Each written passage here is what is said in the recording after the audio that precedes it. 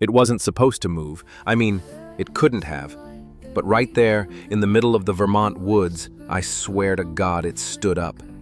You ever freeze so hard you can hear your own heartbeat in your ears? That's what it was like.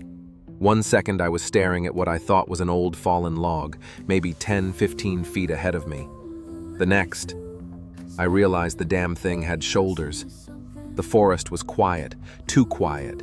No wind, no insects, not even the sound of my boots shifting in the mud. Just this heavy silence pressing against my chest. And then, out of nowhere, that shape, that dark, half-rotted shape, it started to move, slow, like someone waking up after being still for hours. I remember my flashlight shaking in my hand, the beam cutting across its back. The light didn't even seem to stick to it right, like it soaked it up somehow. The smell hit me next. Wet moss and something off, like old meat that's been left in the rain. I should have turned around right there, but I didn't.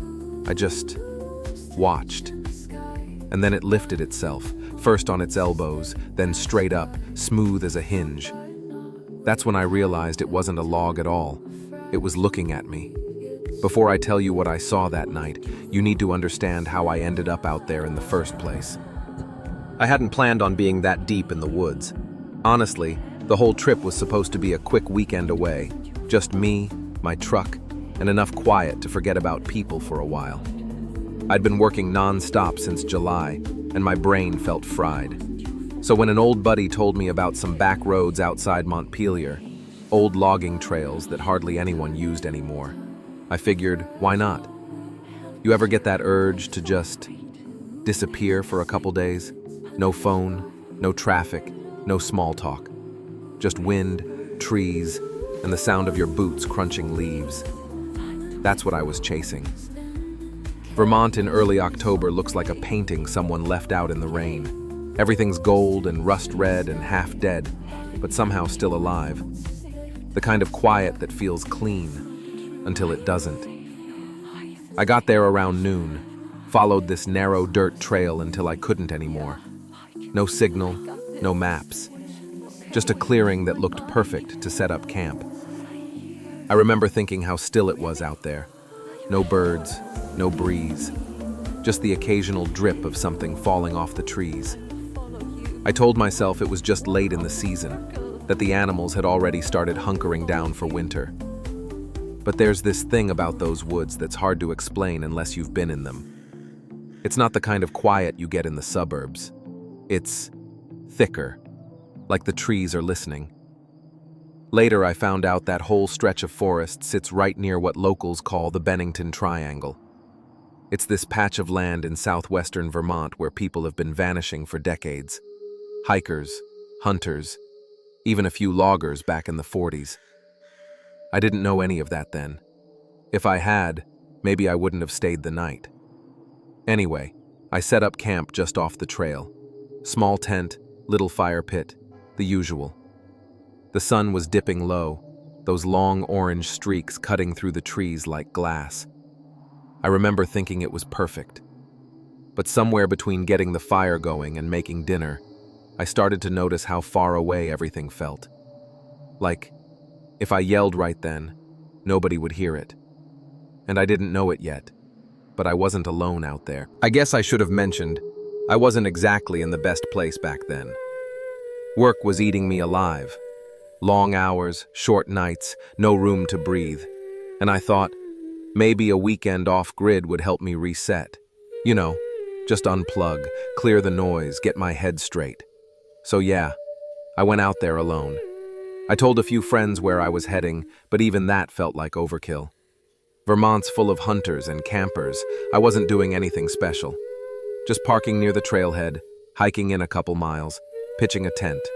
Besides, I've been camping since I was a kid. I know how to read a map, start a fire, spot animal tracks, all that. I figured I'd be fine. Looking back now, I realize that kind of confidence only comes right before something humbles you. Anyway, I had all my usual gear. A little single-burner stove, a weatherproof tent, one of those LED lanterns that buzz just enough to make you feel like you're not totally alone. I even brought a paperback to read. some beat-up mystery novel I found at a thrift store. I remember sitting by the fire that first evening, watching the light fade out of the sky. The air got cold fast, the kind of cold that bites the inside of your nose when you breathe in. I made a quick dinner, canned chili and stale crackers, and I just sat there listening to the fire pop. You ever notice how when you're truly alone, your brain starts inventing company? Every sound turns into something. A twig snaps, and you tell yourself it's a squirrel. The wind shifts, and it sounds almost like whispering. But it's not. It's never anything. Or at least, that's what I kept telling myself. The plan was simple. Camp for 2 nights, pack up Sunday, be back home before dinner. But plans don't mean much when the woods decide otherwise. That first night, everything felt normal, at least for a while. The fire burned low around 10, and I decided to turn in early. The temperature had dropped fast, mid-30s, maybe lower, so I zipped the tent up tight, crawled into my sleeping bag, and tried to let the sound of the wind put me out. But the woods weren't as quiet as before. Every few minutes I'd hear something, faint, soft, moving through the leaves. Not close enough to see, but close enough to notice. I told myself it was deer. Vermont's full of them. Or raccoons. Or maybe the wind messing with branches. You start rationalizing pretty quick when you're alone in the dark. Around midnight, though, the sounds changed. They weren't scattered anymore. They were slow, rhythmic. Crunch, pause. Crunch, pause. Like footsteps, but heavier. You ever notice how your body knows something's wrong before your brain does? That's what it felt like.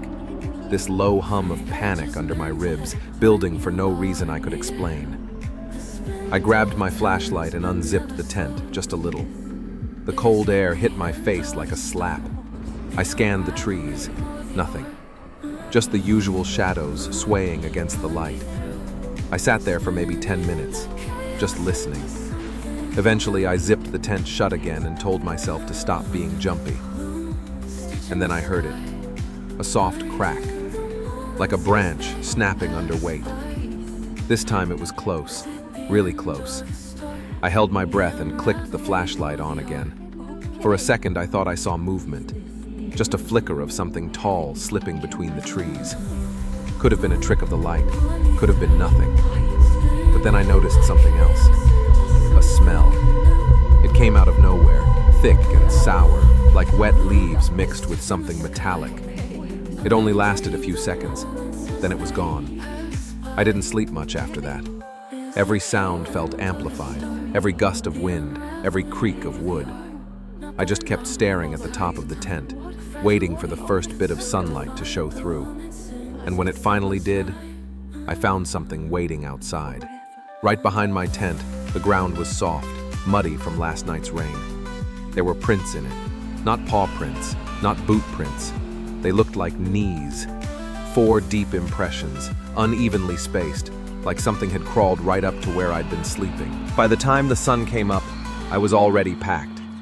I told myself I was just being cautious, that I'd move a few miles down the trail, maybe closer to the main road, just to feel less isolated. But deep down, I knew I just wanted to get away from whatever left those prints. The forest felt different that morning. The air was heavy, almost metallic. You could smell the rain still clinging to the dirt, but underneath it was something else. Something faint, like rust. I started hiking back the way I came, keeping my head down, trying not to let my imagination fill in the blanks. But the woods have this way of making you notice what you shouldn't. Every sound feels aimed at you. Every tree looks like it's hiding something. About half an hour in, I reached this narrow stretch where the trail cut through a dip in the land. Tall trees on both sides, thick brush all around. The ground was soft and uneven, like something had dragged through there. That's when I saw it. Not clearly, not at first. Just movement, off to my right. Something ducked behind a tree. Quick, too quick. I froze. My brain said deer, but my body didn't buy it. A deer doesn't move like that. Too smooth, too controlled. I waited. Nothing. So I took a few slow steps forward, flashlight in one hand, walking stick in the other. I angled the light between the trunks, and that's when I caught it, just for a second. A shape, grayish skin, long, thin, the kind of thin that doesn't make sense on something that tall. And it was crouched, perfectly still, like it was waiting for me to move first. My mouth went dry. I didn't even realize I was holding my breath until I heard it. A sound that wasn't quite breathing, but close, like someone trying to stay quiet and failing. I stepped back, slowly. My foot hit a branch and snapped it. The sound was so sharp it felt like it cracked the whole forest open. The thing twitched. Its head turned, not fast, not natural. Just this slow, deliberate pivot until it was facing me. I didn't see eyes, not right away. Just the suggestion of a face, a hollow. And then, in one slow motion, it lifted itself.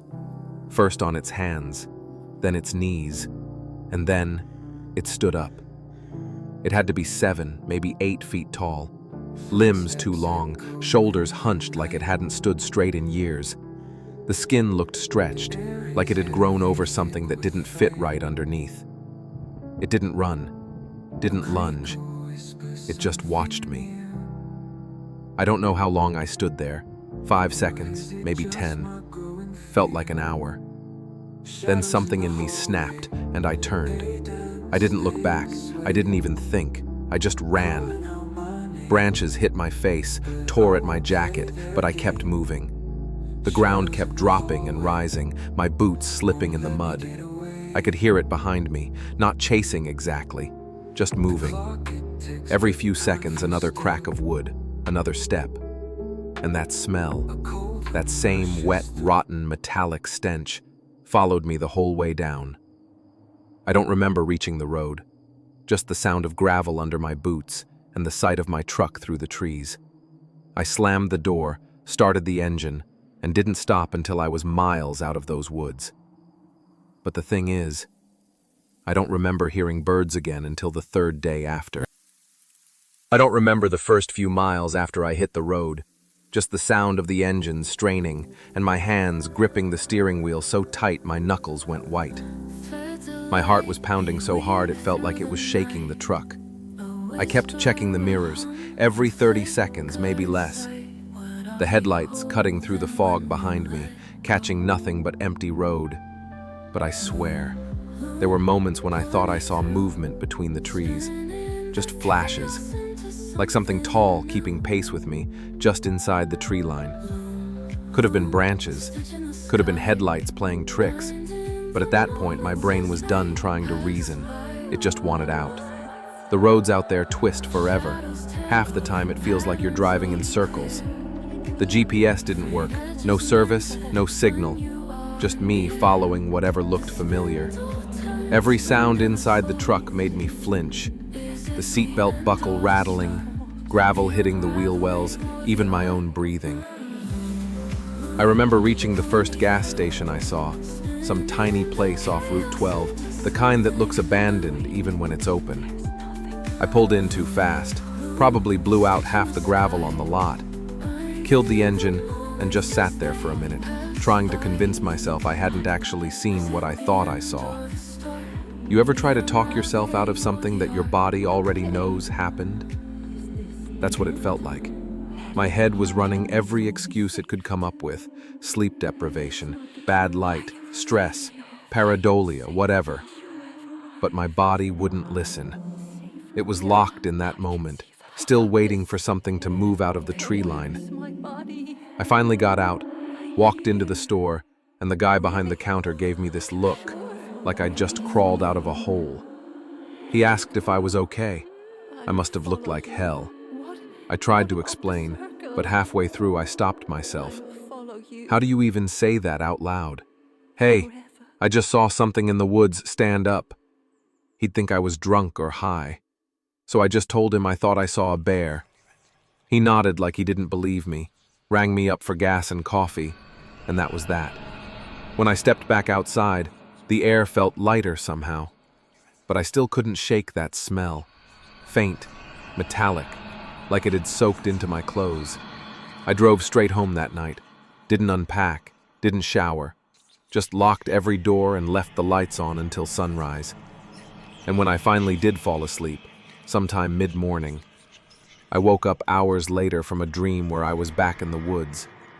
Only this time, I wasn't alone in the tent. Something was crouched beside me, breathing. And when I turned to look, it was already standing. I didn't tell anyone the full story for a few weeks. Every time I tried, the words felt wrong, like saying them out loud might make it real again. So I just told people I'd had a weird camping trip, bad weather, bad sleep, nothing more. But that wasn't true. The truth was, I couldn't stop thinking about what I saw.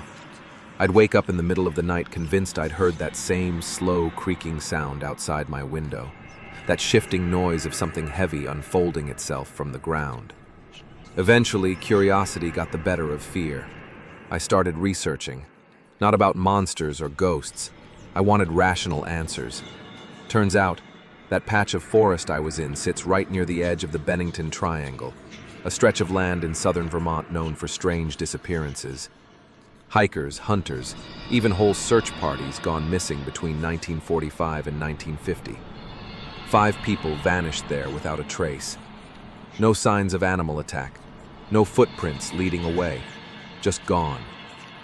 There's this old ranger interview from the 1970s. You can find the transcript online, where he said that area changes after dark. He talked about seeing shapes in the mist that didn't match any animal he knew. Big, upright, watching. At first, I thought it was all campfire rumor, but some of the descriptions lined up almost exactly with what I saw. Something pale, thin, crouched low to the ground, and then standing in one smooth motion. Of course, part of me wanted to believe it was something else. A bear, maybe. I even read up on them. Black bears sometimes stand upright to sniff the air, but they don't move like that. They don't fold the way that thing did. And that smell? I couldn't find a single explanation for that. Some people online say fear can mess with your senses, that adrenaline distorts smell and sound. Psychologists call it hypervigilance, when your brain goes into survival mode and starts amplifying everything it thinks might be a threat. Maybe that's what happened. Maybe I just misread every sound and shadow out there. But even if that's true, what made those prints behind my tent?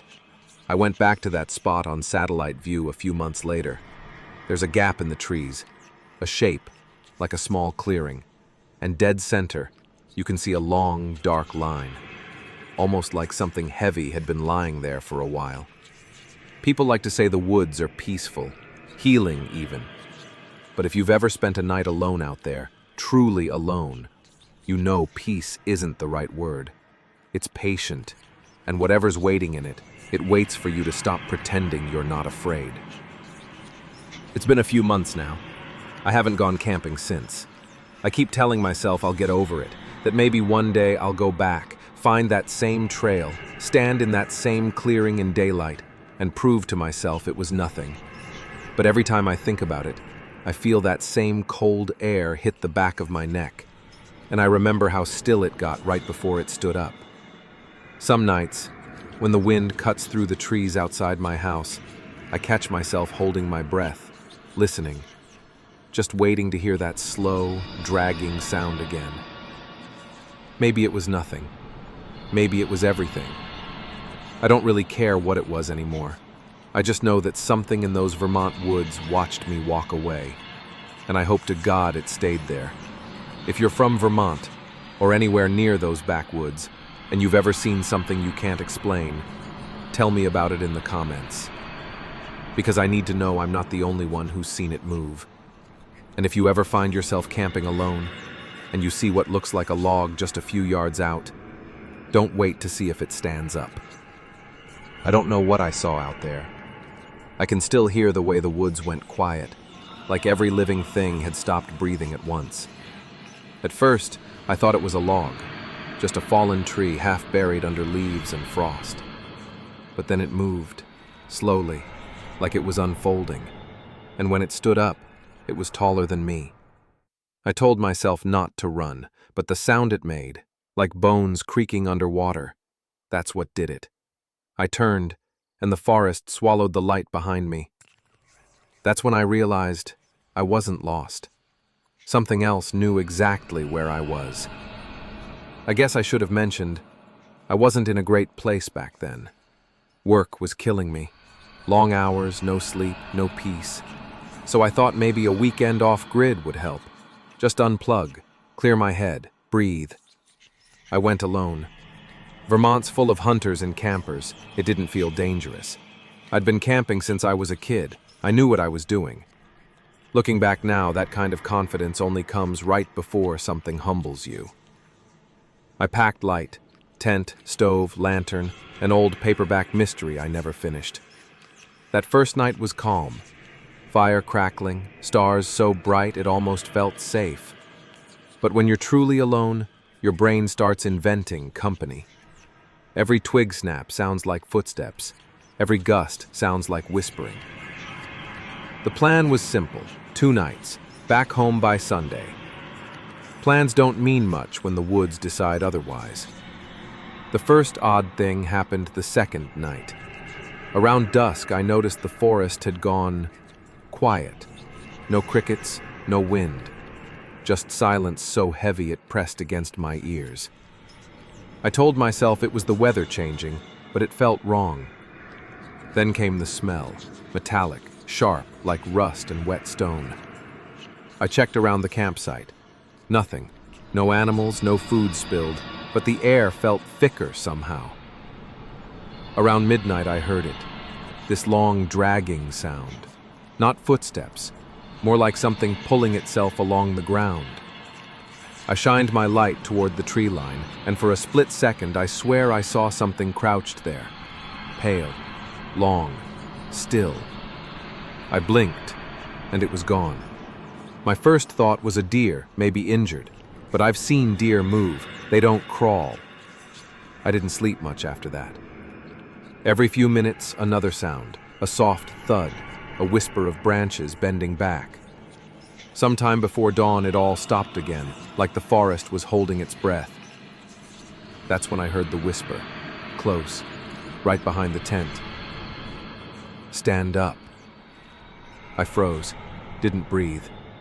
I could hear movement, slow, deliberate, circling the tent. I reached for my light. The moment the beam hit the fabric, a shadow passed over it, tall, thin, moving upright. I snapped the zipper, threw myself out, and there it was, standing in the clearing where my fire had burned out hours before. It didn't look human, but it wasn't an animal either. Too long, too still. Its head tilted, like it was listening. I remember the sound my flashlight made when it hit the ground. The next thing I remember, I was running, branches tearing at my clothes, lungs burning, and behind me, that same dragging noise. Not fast, just steady, like it knew I'd get tired first. I don't remember the first few miles after I hit the road. Just white knuckles on the wheel, headlights cutting through fog. Every mirror check felt like life or death.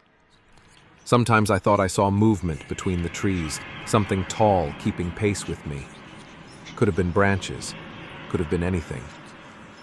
By the time I reached the gas station on Route 12, I was shaking so bad I could barely stand.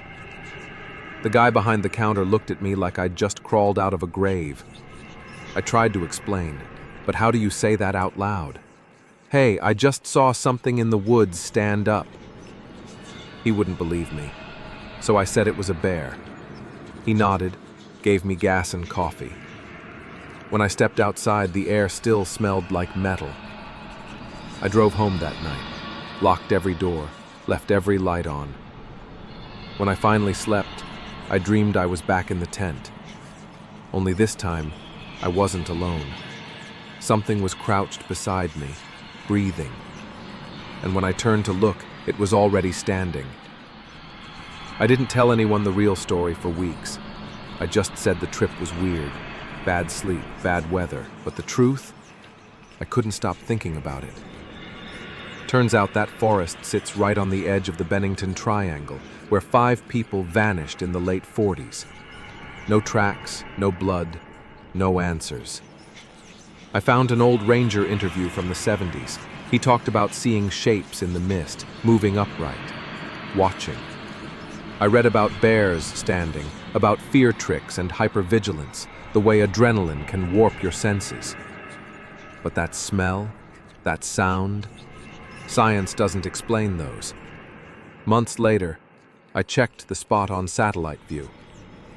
There's a small clearing, and right in the center, a long dark line, like something heavy had been lying there. People say the woods are peaceful. They're not. They're patient, and whatever's waiting in them waits for you to stop pretending you're not afraid. It's been months. I haven't gone back. I tell myself I will one day, just to prove it was nothing. But every time the wind hits the trees outside my house, I catch myself holding my breath, listening for that sound again. Maybe it was nothing. Maybe it was everything. I just know something in those Vermont woods watched me walk away, and I hope it stayed there. If you're from Vermont, or anywhere near those woods, and you've seen something you can't explain, tell me in the comments, because I need to know I'm not the only one who's seen it move. And if you ever camp alone, and you see what looks like a log just a few yards out, don't wait to see if it stands up.